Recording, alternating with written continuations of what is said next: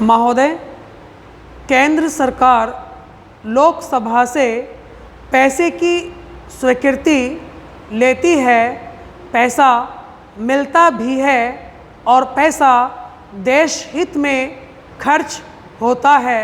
मैंने 2 सरकारें सदन के सदस्य के रूप में देखी हैं। बीच के दिनों में हम सदन से बाहर रहे, लेकिन तुलनात्मक दृष्टिकोण से यदि तुलना की जाती है दोनों सरकार के संबंध में, तो यह कहने में कहीं अतिशयोक्ति नहीं होगी कि वाजपेयी जी की अगुवाई में जो सरकार थी, न सिर्फ अर्थव्यवस्था पर नियंत्रण किए हुए थे, बल्कि देश और दुनिया में अपनी एक हैसियत भी कायम करके बैठे हुए थे।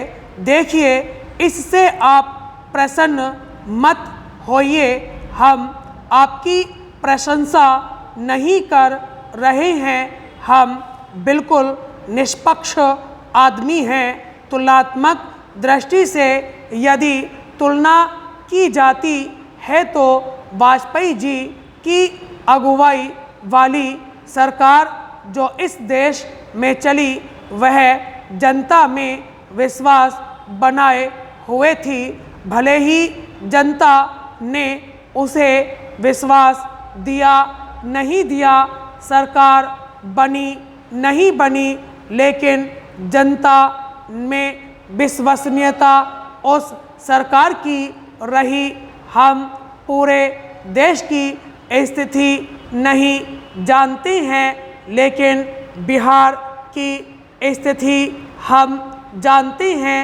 वह इसलिए कि हम बिहार में पैदा हुए हैं।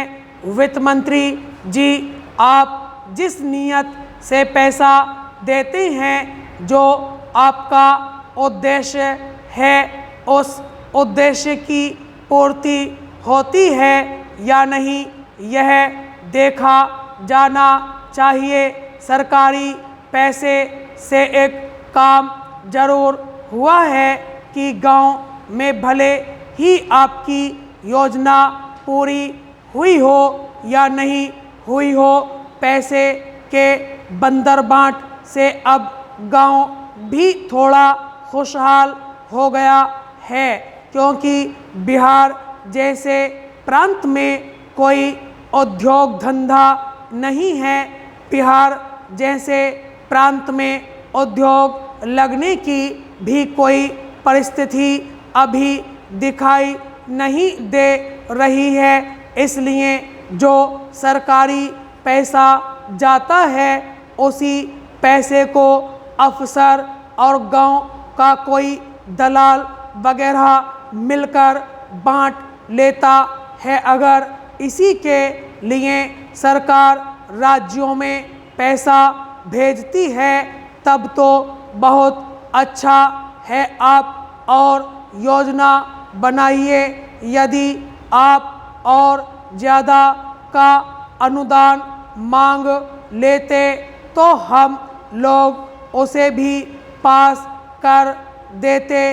कम से कम गांवों में चोरी के माध्यम से ही 4 पहिए वाली गाड़ी तो चल रही है। इसलिए उपाध्यक्ष जी, हम आपसे निवेदन करना चाहते हैं कि वित्त मंत्री जी जो अपनी नीयत और सोच बनाते हैं, वह गलत है।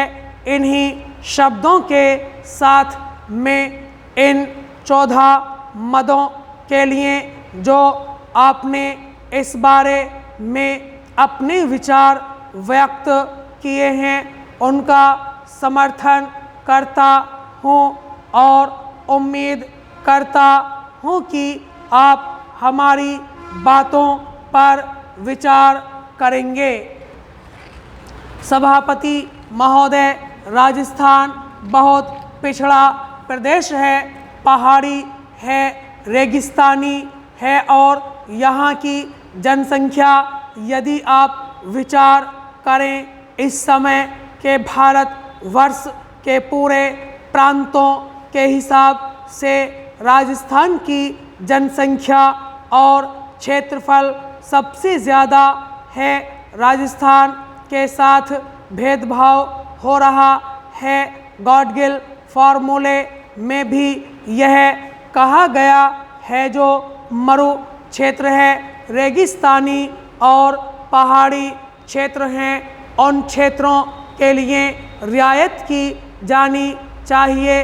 विषम परिस्थिति होने पर भी राजस्थान के साथ सौतेला व्यवहार हो रहा है। आपको सुनकर आश्चर्य होगा कि नदियों में जितना पानी है उसका केवल 1% पानी ही राजस्थान को प्राप्त होता है। राजस्थान एक मरु प्रदेश है और वर्षा की हम पर कृपा नहीं है। अब की बार थोड़ी सी बारिश बाड़मेर और जैसलमेर में हुई है, अन्यथा वर्षा नहीं होती है और सारे बांध सूख गए हैं। इसलिए निवेदन है कि नदियों का पानी राजस्थान को प्राप्त हो जाए, क्योंकि राजस्थान भी भारत के नक्शे में एक बड़ा प्रदेश है, तो उसका भी भला हो सकेगा।